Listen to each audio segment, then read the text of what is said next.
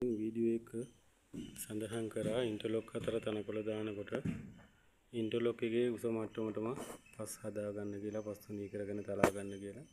ඉතින් ඊට පස්සේ අපි මේ විදිහට තනකොළේ එලලා තාප්පු මෝලක් ආධාරයෙන් මේක තලා ගන්නවා. ඉතින් අපිට දකින්න පුළුවන් ඉන්ටර්ලොක් එකට වැඩිය අඟලක් වගේ ඉහළින් තමයි තනකොළ තියෙන්නේ. ඒ ගැන හිතන්න එපා, මොකද මේකේ තියෙන මේ කොහොමවත් ලේයර් එක දිරලා ගියාම ගානට ඉන්ටර්ලොක් එකේ මට්ටමටම තනකොළේ දකින්න පුළුවන්. ඉතින් නිවැරදිව ඉන්ටර්ලොක් අතර තනකොළ දානකොට මේ විදිහට හදන්න ඕනේ. එහෙම නැත්නම් වැහි වෙලාවට වැහි වතුර මේ ඉන්ටර්ලොක් අතර රැඳිලා තනකොළ නරක් වෙන්න පුළුවන්.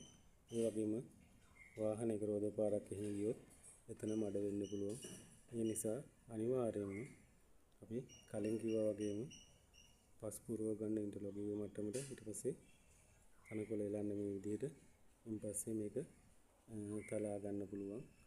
එතකොට බොහොම අලංකාරව ඔබේ උද්‍යානයේ තනකොළ ටික නිතරම දැක ගන්න පුළුවන්.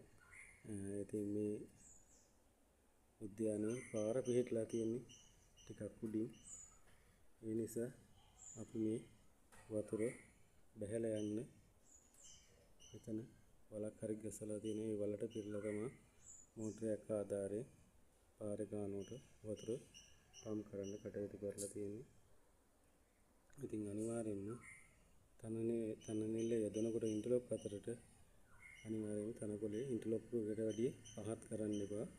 ඉන්ටර්ලොක් එකට වැඩිය චුට්ටක් උඩින් තනකොළේ හිටින්න සකස් කරගන්න. එතකොට කිසිම අවස්ථාවක උද්‍යානයේ මඩවීමකට ලක් වෙන්නේ නැහැ. මේ තනකොළයට වැටෙන වතුර ඉන්ටර්ලොක් එකට බැහැලා එතනින් අපි මේකේ වැස්ම තියලා තියෙන පැත්තට, ස්ලොප් කරලා තියෙන පැත්තට වතුර පාර ගලාගෙන යනවා උද්‍යානයේ වතුර රැඳීමකින් තොරව.